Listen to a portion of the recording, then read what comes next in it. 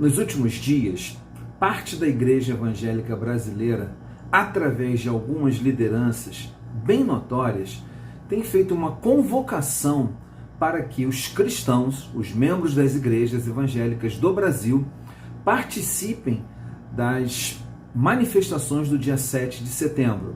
Manifestações essas onde, entre outras coisas, estes pastores atacam o Supremo Tribunal Federal, atacam o Congresso Brasileiro, enfim, atacam poderes instituídos da República Brasileira.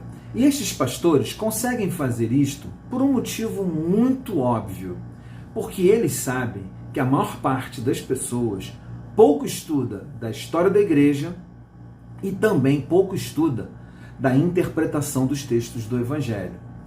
É sobre isso que eu quero falar um pouquinho aqui, porque, na minha opinião, pastores assim estão mentindo para o povo das igrejas. E isso tem que ser denunciado.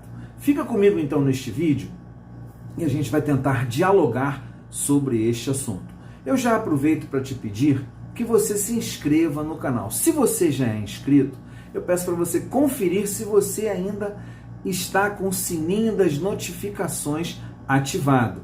Esse sininho que tem aí do lado do botão inscreva-se. Dá uma olhadinha se ainda está a sua inscrição ativa para receber as notificações. E você que é novo aqui no canal, já se inscreve, ativa o sininho das notificações e já vai deixando o seu like aí. Se você quiser também, já deixa um comentário se você acha que esse assunto é relevante. Meu nome é Marcos Vinícius, comentarista e cronista aqui no canal. Lembrando que o nosso canal tem como objetivo essa denúncia do uso da fé cristã ou de qualquer outra religião para manipular as pessoas, seja manipulação política, financeira, emocional e etc. Eu quero começar dizendo o seguinte para você. Você tem todo o direito de escolher quem você quer apoiar politicamente. Isto não é problema para mim, não é problema para ninguém que realmente defende a democracia. Você pode escolher apoiar alguém, eu posso escolher apoiar outra pessoa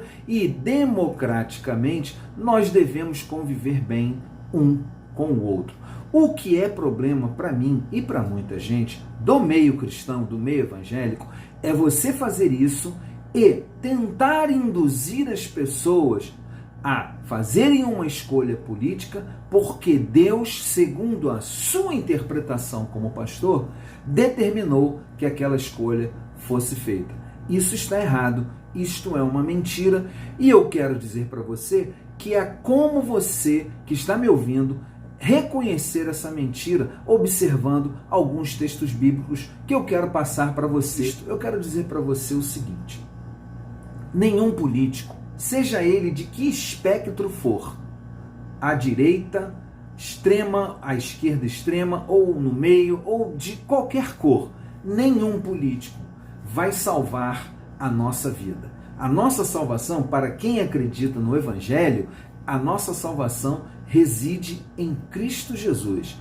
É isto que nos é ensinado pelos Evangelhos. Porém, de um tempo para cá, alguns pastores, mentindo para as pessoas, estão tentando colocar que um homem ou alguns homens podem salvar as pessoas, podem salvar o país. Salvar de quê? Sobre isso eu quero compartilhar alguns pensamentos com você. E eu estou falando de pastores como Silas Malafaia, Cláudio Duarte, Lucinho Barreto, Renê Terranova, Estevão Hernandes, César Augusto e muitos outros. É interessante que eles, no vídeo que está sendo divulgado agora, eles não falam neste vídeo aquilo que eles falam em pregações nos seus templos. Por exemplo, o Cláudio Duarte, numa pregação no seu templo, ele defendeu Roberto Jefferson. Roberto Jefferson, que eu fiz um vídeo até aqui no canal, recentemente ensinou em vídeo as pessoas a montarem milícias dentro das igrejas, caso as fiscalizações dos municípios ou dos estados viessem fechar o templo que estivesse formando aglomeração no meio da crise sanitária. Este homem, que fez um vídeo aterrorizador ensinando a agredir os fiscais, por exemplo, esse homem está sendo defendido pelo pastor Cláudio Duarte. Você pode achar esse vídeo dele falando isso em qualquer lugar. Isso não é liberdade de opinião. Roberto Jefferson tem opiniões que ele pode emitir, mas isso que ele fez, por exemplo, e outros ataques que ele faz, são ataques sim e que devem ser combatidos pelos cristãos. Por quê? A primeira coisa que eu quero trazer aqui está lá no primeiro sermão que Jesus pregou. Olha, não é invenção minha, nem fui eu que criei, mas está escrito assim em Mateus capítulo 5, o chamado Sermão do Monte.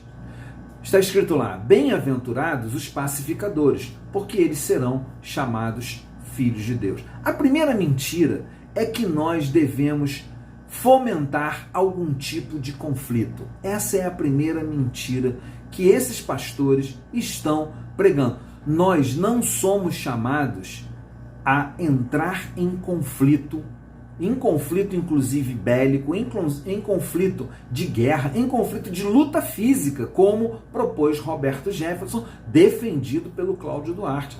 Não somos chamados a isso. Somos chamados a ser pacificadores, porque assim reconhecidos como filhos de Deus. Como eu disse para você, esses pastores contam essas coisas porque sabem que muitas vezes os evangélicos atuais não leem a história. Na história da igreja antiga, os cristãos eram instados a não participar de conflitos. Pelo contrário, eles entregavam a vida deles, muitas vezes até nas arenas, onde haviam lá os jogos, né, romanos, para o próprio sacrifício da sua vida em nome da sua... A segunda distorção que acaba produzindo uma mentira que esses pastores estão usando, essa é uma mentira muito antiga no meio evangélico. Esta é uma mentira muito antiga no meio evangélico, mas muito antiga mesmo. É a mentira de que se não fizermos nada, haverá uma terrível perseguição contra nós e nós seremos calados e silenciados. Eu vou dar 2 exemplos para você rapidinho, para você entender do que eu estou falando e por que eu chamo isso de uma mentira. Eu vou fazer em breve 60 anos de idade. Eu estou dentro da igreja evangélica desde que eu me entendo por gente. Há uns 40 anos atrás, aí, quando eu tinha 17, 18 anos, talvez um pouco menos, o fantasma da época também era o comunismo. Sabia disso? Que no meio evangélico, já há 40 e tantos anos atrás, já existia o fantasma da perseguição comunista, e nós jovens ali, adolescentes, éramos obrigados a ler pelos nossos líderes livros como A História do Soldado Ivan, morto pela polícia soviética por causa da sua fé, ou o livro do irmão André, chamado Contrabandista de Deus, um homem que levava bíblias escondido no seu carrinho, um fusquinha, para os países da Cortina de Ferro, a antiga União das Repúblicas Socialistas e Soviéticas. E então, nessas histórias, nós víamos ali coisas mirabolantes. Eu não estou aqui para duvidar do que aconteceu com o irmão André ou com o Ivan, mas eu estou aqui para dizer para você que 2 coisas aconteciam quando a gente lia esses livros e que eram muito bem utilizadas pelos nossos líderes. A primeira coisa é que nós ficávamos apavorados de que o comunismo ia entrar aqui no Brasil e ia destruir com todas as igrejas. E nós ficávamos apavorados com isso. Era um medo terrível. Eu quero te dizer que isso é muito antigo e isso faz com que você se sinta muito mal e que você precise fazer alguma coisa, inclusive ir para uma manifestação antidemocrática, porque senão eles vão invadir a igreja, como disse o Cláudio Duarte, que daqui a pouco não se pode falar mais nada da igreja. Na igreja, desculpe.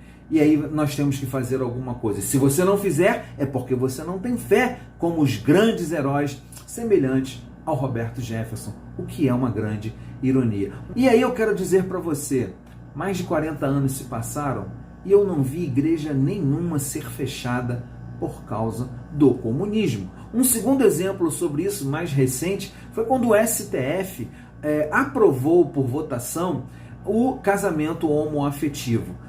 Diversos pastores, entre eles o Silas Malafaia, lá na época, disseram: os homossexuais vão invadir as igrejas e vão nos obrigar a casá-los e vão nos obrigar a aceitá-los, fazendo imoralidade dentro dos templos. Eu te pergunto, isso aconteceu?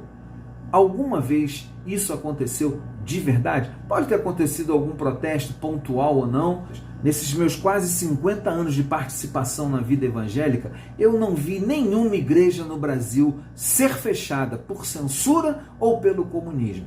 Mas já vi algumas fecharem ou serem profundamente abaladas por escândalos financeiros dos seus líderes, escândalos sexuais, por abuso dos líderes sobre as pessoas. Por esses motivos, eu vi igrejas serem fechadas. A segunda e principal mentira contada por estes líderes está ligada a essa primeira. É que diz que é possível evitar a perseguição se tomarmos uma atitude. Está profundamente ligado, eu não vou falar muito sobre isso, porque está ligado, mas eu quero ler um outro texto que está também no Sermão do Monte. Diz assim: bem-aventurado os que sofrem perseguição por causa da justiça, porque deles é o reino dos céus. Bem-aventurados sois vós, quando vos injuriarem, perseguirem e mentindo, disserem todo mal contra vós por minha causa. Olha só, não há nenhuma promessa aqui de Jesus no Sermão do Monte de que não haveria perseguição. De onde que esses pregadores tiraram a interpretação de que se nós tomarmos atitude, formos para a rua, lutarmos, como disse o Roberto Jefferson, né? Arrumarmos um cabo de enxada e bater no braço do fiscal que foi lá reclamar que a igreja está fazendo aglomeração na pandemia, onde que está escrito que é para a gente fazer isso para evitar perseguição? Não. Jesus, pelo contrário, no verso seguinte, ele diz para nós termos muita alegria quando sofrermos perseguição. E essa perseguição é por causa da justiça. E aí me vai uma pergunta. Esses pregadores que estão aí convocando o povo crente para ir para a rua, ofender os poderes instituídos da República, lutar contra esses poderes, eles estão te convocando para lutar contra a fome no Brasil, por exemplo, neste momento, onde nós temos supermercado e açougue fazendo promoção para a compra de osso para sopa.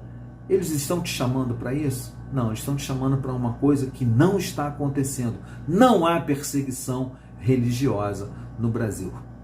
Há também uma forte mentira desses pastores quando eles falam sobre defesa da autoridade instituída no governo. Eu vou te explicar isso no próximo vídeo. Então fica aqui o meu alerta.